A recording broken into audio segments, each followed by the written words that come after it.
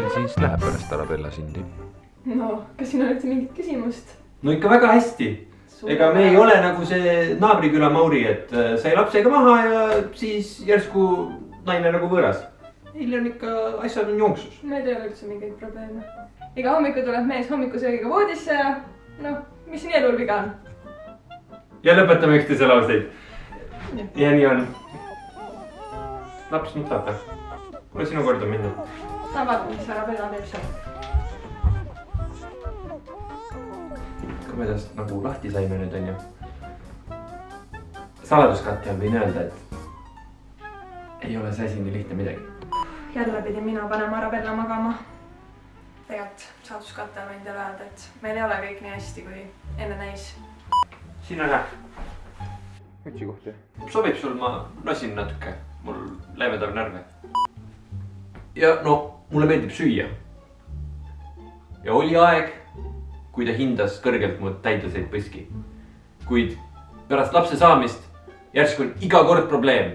Haaran väikse müsli, on mure. Haaran banaani, jälle tüli. Meil on iga õhtu lapsel täpselt sama magamineku kellaeg. Ta teab seda, aga tema läheb siis duši alla. Paneb laulu mängima ja hakkab kaasa hümisema. No mul on ju vaikust vaja, laps ei saa ju lärmises magama jääda. Teate, see on lausa uskumatu. Mulle meeldib istuda, kui ma end kergendan. Aga Marta, ta pidevalt jätab prill laua üles. Mul ei mahu isegi pähe, kuidas see töötab. Iga kord lähen, lasen jälle prill laua alla. Rõve ju.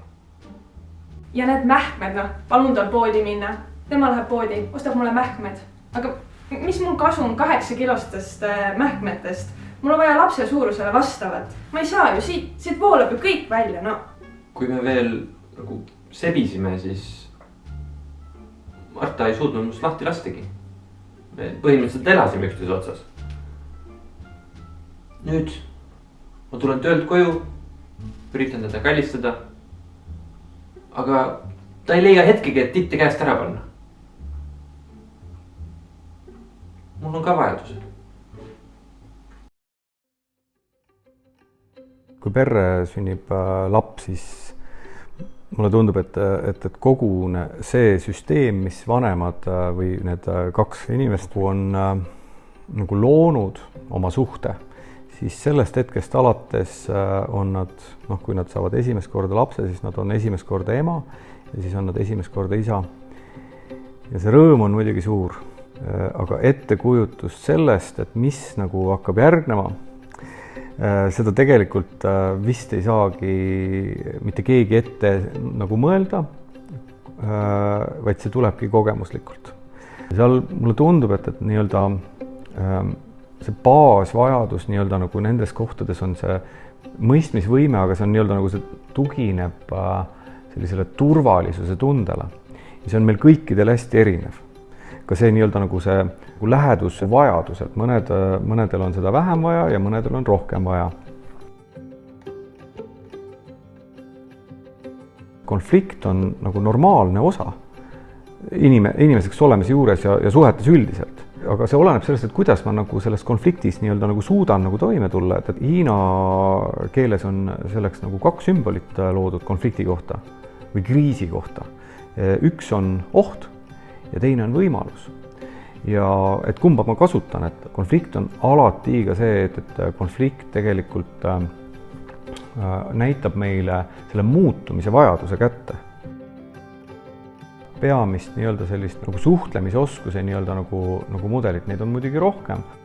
Aga punkt 1 on see, et kui sa hakkad rääkima, siis nii-öelda nagu, et see mina sõnum, et ma räägin endast ja ma räägin enda tunnetest ja ma ei süüdista sind, ma ei näita sinu peale näpuga, et sina oled milleski süüdi, et sina oled minu elu nagu halvaks teinud, eks ole. Ma räägin endast, kuidas mina tunnen selles suhtes, kui sina teed niimoodi või käitud teistmoodi, et ma tunnen ennast niimoodi, et see paneb mind halvasti tundma või hästi tundma või mis iganes see on. Et see mina sõnumi nii-öelda selgeks õppimine ja see ei ole nii lihtne. See on tegelikult nii-öelda, see nõuab ka seda tõesti nagu turvalisust selles suhtes, et ma nagu, et ei saa halvaks panna osaks, kui ma pöördun sinu poole mingisuguse teemaga, et mis mul on oluline.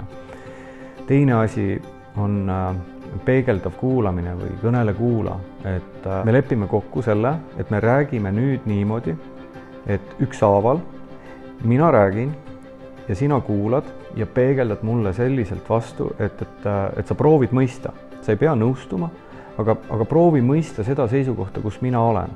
Et me nii-öelda nagu jõuaksime ühele lainele ja kui üks on ära rääkinud, siis saab teine selle võimaluse. See on võimalik ajaliselt kokku leppida või mingisuguse nii-öelda nagu, et seal on omad nagu reeglistik, aga et see on konfliktis parim viis nagu kuidagi nagu jõuda selleni, et ei ole kaks vastandikku nii-öelda nagu jõudu, kes nagu panevad, et minul on õigus, mõlemal on õigus oma tunnetele, aga mis on puudu, on see, et me ei näe selle teise inimese vaadet selles. Ja see peegeldav kuulamine, see kõnele kuula tehnika aitab tegelikult luua seda nagu mõistmise kohta. Siis järgmine tehnika on aeg maha. Et ma tunnen, et ma ei suuda sulle praegu seda turvalist ruumi pakkuda, et ma pakun sulle seda, et võtame korraks selle aja maha, ja seal on ka oma nagu selline nagu hea reeglistik. Su närvisüsteem ja aju nii-öelda tuleks selliselt nii-öelda nagu rahutuse konfliktiseisundist tagasi, selleks on vaja vähemalt 30 minutit väikeste konfliktide puhul ja suuremate puhul 24 tundi, et nii-öelda ja see ei tohiks nagu koguda mingit sõjaarsenali sinna teise inimese vastu, et nüüd ma panen talle ära, vaid et kuidas nagu leida see hea soovlikkus üles, et mis on tegelikult nagu tähtis või oluline, et see teine inimene tegelikult on ju mulle oluline, ma ei oleks temaga kokku saanud ju. Ja sellest tuleb see 4. nii-öelda nagu see vaade, et see psühholoogiliselt turvaline või emotsionaalselt turvaline ruum. Ja see on see, et me peame, meil on vahepeal vaja ka sellist nii-öelda nagu kohta, kus ma saaksin turvaliselt rääkida. Ja see on selline, et nii-öelda kokku lepitud nii-öelda nagu koht, et kui mina räägin, siis sina oled tasa, ei räägi mitte ühtegi sõna vastu, aga see ei tähenda seda, et sa ei oleks kohal. See tähendab seda, et sa lood minu jaoks turvalise ruumi, psühholoogiliselt turvalise ruumi. Sa vaatad mind lahke südame ja lahke pilguga ja sa oled anum. Ja see on hinnangute ja hukkamõistuta ruum. Et ma võin olla sulle just nagu sõber rääkida sellest, et mis tegelikult on oluline mulle. Sest kui mul seda kohta ei ole, et nii-öelda, et ma ei saa nagu väljendada ennast, et ma kardan sulle öelda, sest ma saan kogu aeg mingi kriitika või mingi süüdistuse või mingi hinnangu või hukkamõistu, siis ma ei julgegi rääkida mingisugune hetk üldse. Sa ei tohi kasutada seda minu vastu. Mitte kunagi. Et mida ma räägin sulle, et oleks see nii-öelda nagu päriselt nii-öelda sügav turvalisus, sügav usaldus, sügav armastuse kogemus, siis see on üks olulisemaid kohti tegelikult, kus seda saab nagu tekitada.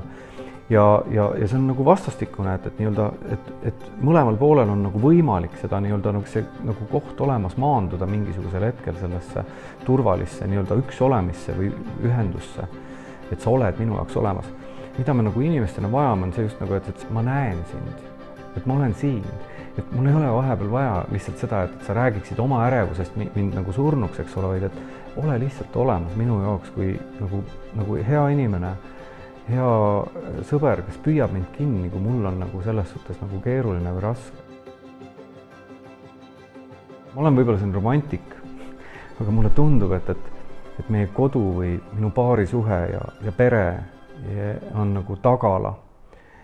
Et see on nagu kõige olulisem asi, mida ma pean nagu hoidma nagu korras.